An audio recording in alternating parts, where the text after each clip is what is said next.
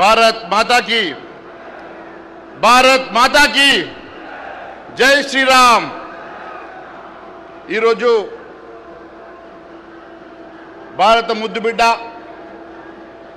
భారతదేశ ప్రధానమంత్రి శ్రీ నరేంద్ర మోడీ గారు మూడోసారి ప్రధానమంత్రిగా ప్రమాణ స్వీకారం చేసి తెలంగాణ రాష్ట్రానికి వస్తున్న సందర్భంగా వారికి శుభాభివందనాలు తెలియజేస్తూ వేదిక మీద ఉన్నటువంటి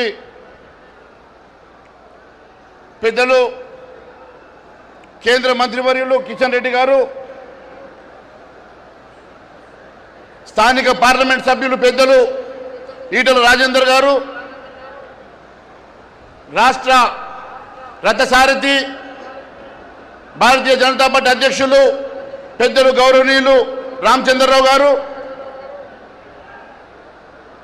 నేషనల్ ఓబీసీ చైర్మన్ లక్ష్మణ్జీ గారు, దేశ ఉపాధ్యక్షురాలు శ్రీమతి డికే అరుణ గారు,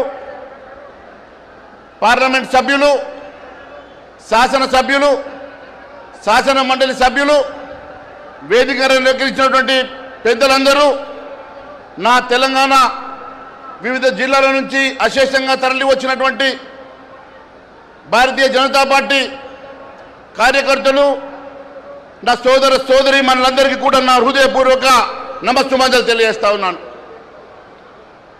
మిత్రులారా, ఈరోజు మీ ఉత్సాహం చూస్తూ ఉంటే ఖచ్చితంగా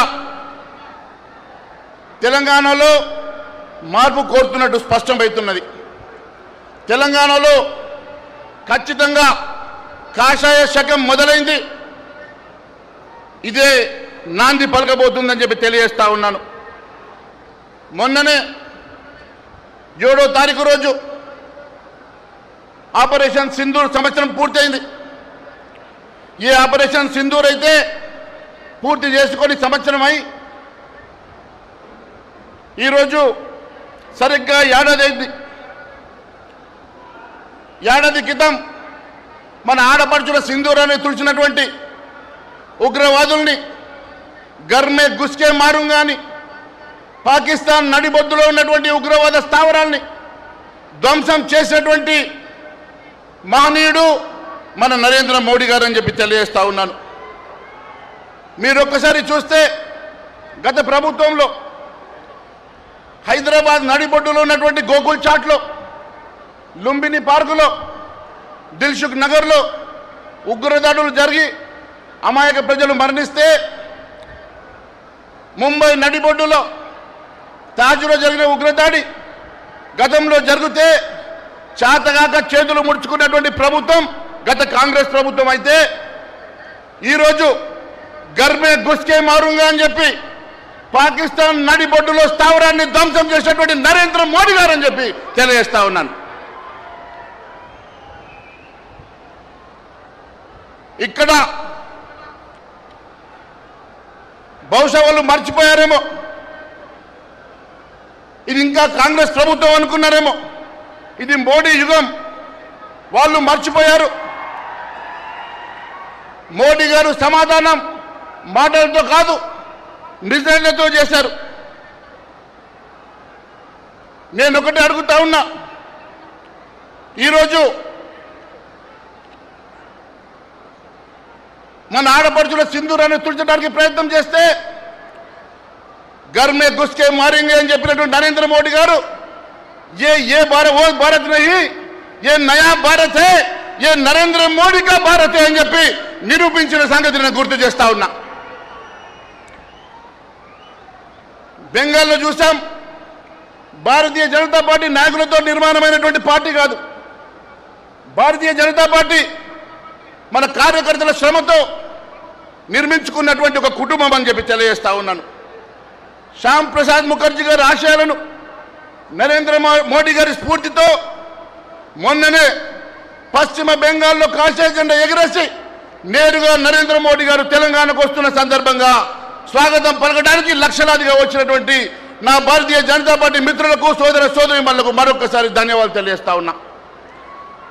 మిత్రులారా, బెంగాల్లో మన కార్యకర్తలు అనేక ఇబ్బందులు పెట్టినా, తప్పుడు కేసులు పెట్టినా, హత్యలు చేసినా, ఎన్ని రకాల ఇబ్బందులు పెట్టినా తల వంచక నిరంతరం పోరాడి రక్తం చిందించి అక్కడ కాషాయ జెండా ఎగరేసిన సంగతి నేను గుర్తు చేస్తా ఉన్నాను. మోడీ గారు అన్నారు హమ్ జరూర్ హిసాబ్ కరేంగే అని. ఈరోజు అదే పరిస్థితి తెలంగాణలో కూడా కనిపిస్తూ ఉన్నది. అనేక మంది మన కార్యకర్తల మీద తప్పుడు కేసులు పెడుతూ, అనేక మందికి మన కార్యకర్తలు ఇబ్బందులు పెడుతూ బెదిరిస్తున్నటువంటి కాంగ్రెస్ ప్రభుత్వానికి హెచ్చరిస్తా ఉన్నాం. రేపు రాబోయేది భారతీయ జనతా పార్టీ ప్రభుత్వం. ఖచ్చితంగా అన్ని గుర్తుంచుకుంటాం, మీ అందరికీ సమాధానం చెప్తామని కూడా తెలియజేస్తా ఉన్నాం.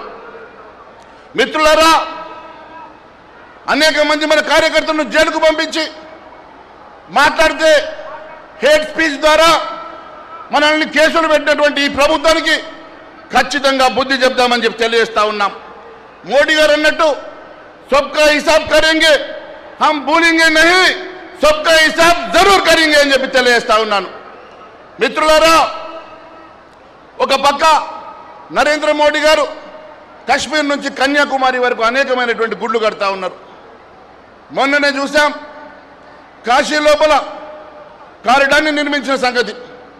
మొన్ననే చూసాం అయోధ్యలో శ్రీరామ మందిరాన్ని నిర్మాణం చేసి, అనేక మందిరాలు ఒకవైపు నిర్మాణం చేస్తూ తెలంగాణలో రామప్ప గుడికి యునెస్కో స్టేటస్ ఇప్పించడమే కాదు, తెలంగాణలో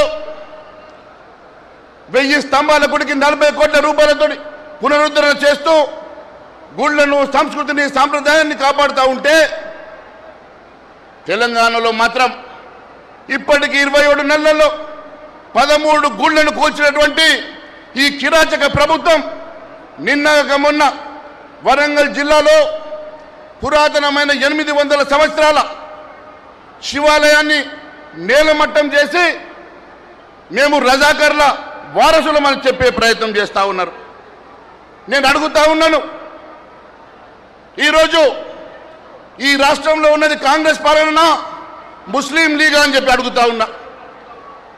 వీళ్ళు గజనీ, బాబర్, ఔరంగజేబ్ వారసులని వారి అడుగుజాడలో నడుస్తున్నట్టుగానే రేవంత్ రెడ్డి నడిపిస్తున్నాడు. ఇటీవల కొందరు జై శ్రీరామ్ నినాదంతో మాట్లాడితే అన్నం పెడుతుందని అడుగుతున్నారు. నేను అంటా ఉన్నాను, ఈ దేశంలో జై శ్రీరామ్ అంటే తప్ప, ఈ దేశంలో జై శ్రీరామ్ అనకూడదా? నేను అడుగుతా ఉన్నా. బీబీజీ రామ్జీ 105 రోజులు పేదవారికి అన్నం పెట్టే పనితనాన్ని కనిపిస్తే దాన్ని కూడా వ్యతిరేకిస్తూ ఉన్నారు, రాముడి పేరుందని. వాజ్పేయి గారు అన్నారు, ఆ బీజేపీ से लड़िए लेकिन राम जी से मत लड़िए అని. నేను అంటా ఉన్నాను, ఈరోజు శ్రీరామ్ అనేవాళ్ళు క్రిమినల్స్ అని చెప్పినటువంటి మమతా బెనర్జీ పరిస్థితి ఏమైంది? సనాతన ధర్మాన్ని కించపరిచిన స్టాలిన్ పరిస్థితి ఏమైంది? హిందుగాళ్ళు బంధుగాళ్ళన్న కేసీఆర్ పరిస్థితి ఏమైందో మనం కల్లారా చూసాం. అదే పరిస్థితి హిందువుల మీద, హైందవుల మీద దాడి చేసిన ఏ పార్టీ కూడా మనుగడ సాగదని చెప్పి మరొకసారి తెలియజేస్తా ఉన్నాను. అంతేకాదు, మేము శ్రీరామని, జై శ్రీరామ్ అని బరాబర్ అంటాం. అందామా? జై శ్రీరామ్, జై శ్రీరామ్. ఈరోజు ఈ తెలంగాణ ప్రభుత్వం కేవలం ఢిల్లీకి బానిసలుగా మారి మూటలు మోయడానికి మాత్రమే ఉన్నది. తెలంగాణ కేవలం ఏటీఎంగా మారింది తప్ప తెలంగాణలో ఇక్కడ సంక్షేమ కార్యక్రమాల కోసం, పేదవారి కోసం మాత్రం ఈ ప్రభుత్వం పనిచేస్తలేదని చెప్పి తెలియజేస్తా ఉన్నాను. నాడు రజాకర్లతో వారి అరాచకాలను ఎదిరించినటువంటి గడ్డ ఇది. ఖచ్చితంగా తెలంగాణలో మీ అరాచకాలను చూస్తున్నాం, ఎదిరిస్తాం, ఇక్కడ కాషాయ జెండా ఎగరేసి తీరుతామని చెప్పి తెలియజేస్తా ఉన్నాను. ఈరోజు కేంద్రం అనేక లక్షల కోట్ల రూపాయలు నిధులు ఇస్తూ ఉంటే కేంద్రం ఏమిచ్చిందని చెప్తా ఉన్నారు. ఇప్పటి వరకు 12 లక్షల కోట్ల రూపాయలు ఇచ్చి ఈ రాష్ట్రాన్ని ఆదుకోవడమే కాదు, ఈరోజు నరేంద్ర మోడీ గారు కూడా ఈ రాష్ట్రానికి 9,400 కోట్లతో వచ్చారు. ఎప్పుడు కూడా తెలంగాణ రాష్ట్రం అంటే అభిమానం, ప్రేమతోటి ఈ ప్రాంతాన్ని ఎప్పుడు ఆదరిస్తున్నటువంటి నరేంద్ర మోడీ గారు ఒక్కటొక్కటిగా మజ్లిస్కి అంటగట్టేటువంటి పరిస్థితి ఈరోజు జిహెచ్ఎంసీని 3 ముక్కలు చేస్తున్నారు. జిహెచ్ఎంసీ అంటే గ్రేటర్ హైదరాబాద్ మున్సిపల్ కార్పొరేషన్ని గ్రేటర్ హైదరాబాద్ మజ్లిస్కి కాంగ్రెస్కి పంచుకునే విధంగా ముక్కలాట చేసి 3 ముక్కలు చేస్తూ ఉన్నారు. నేను చెప్తా ఉన్నాను, మొన్నటికి మొన్న రిజర్వేషన్లు వ్యతిరేకించి ఎస్సీ ఎస్టీ బీసీలను అన్యాయం చేశారు. మొన్నటికి మొన్న రిజర్వేషన్లను అడ్డుకొని ఎస్సీ ఎస్టీలకు పెరిగేటువంటి సీట్లను అడ్డుకున్నటువంటి మహిళా రిజర్వేషన్ అడ్డుకున్నటువంటి దుర్మార్గులు ఈ ఇండియా కూటమి అని చెప్పి నేను తెలియజేస్తా ఉన్నాను. మిత్రులారా, మొన్నటికి మొన్న సర్ ద్వారా ఈ దేశంలో 5 కోట్ల ఓట్లను సరిచేస్తే అది కూడా వారికి మరి నచ్చడం లేదు. ఈ రాష్ట్రంలో ఎన్సీఆర్బీ చెప్పినటువంటి క్రైమ్ విషయం చెప్తాను. సైబర్ నేరాల్లో ఈ రాష్ట్రం నంబర్ 1 ఉన్నది. ఈరోజు ఈ రాష్ట్రంలో మహిళలకు రక్షణ లేదు. 2024 ప్రకారం 25,000 మంది మహిళల మీద అత్యాచారాలు జరిగినట్టు పోలీసు రికార్డులు చెప్తా ఉన్నాయి.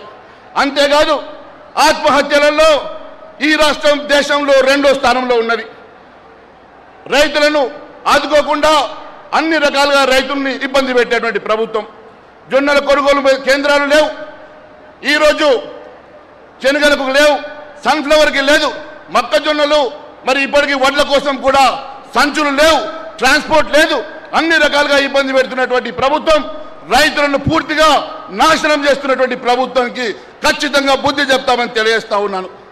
కొందరు పొత్తున్నదని బీజేపీ తోటి పొత్తుంటుందని చెప్తా ఉన్నారు. పొత్తులు గిత్తులు ఉండవు. ఖచ్చితంగా భారతీయ జనతా పార్టీ ఈ రాష్ట్రంలో అధికారంలోకి వస్తుంది. ఖచ్చితంగా ఈ రాష్ట్రంలో కాషాయ జెండా ఎగురుతుందని తెలియజేస్తా ఉన్నాను. చివరిగా మిత్రులారా, కుటుంబ పాలన దేశంలో అంతరించిపోతున్నది. కాషాయ సూర్యుడు ఉదయిస్తా ఉన్నాడు. బ్రహ్మపుత్రం నుంచి బంగాళాఖాతం వరకు కాషాయ తుఫాన్ వస్తుంది. అశ్వమేధ యాగం మొదలైంది. నా కార్యకర్తలకు ఒకటే పిలిపిస్తున్నా, నిద్రపోకండి, మేల్కోండి, గడప గడపకు వెళ్ళండి, బెంగాల్ అస్సాం రికార్డులను తిరగరాద్దాం. మీ వెంట మేమున్నాం, ఖచ్చితంగా మిమ్మల్ని ఆదుకుంటాం. అబ్కి బార్ మోడీ సర్కార్, అబ్కి బార్ మోడీ సర్కార్, అబ్కి బార్.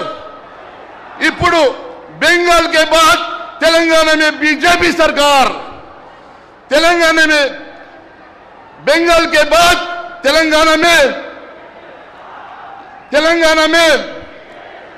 बंगाल के बाद तेलंगाना में ये नया भारत है, ये नरेंद्र मोदी का भारत है.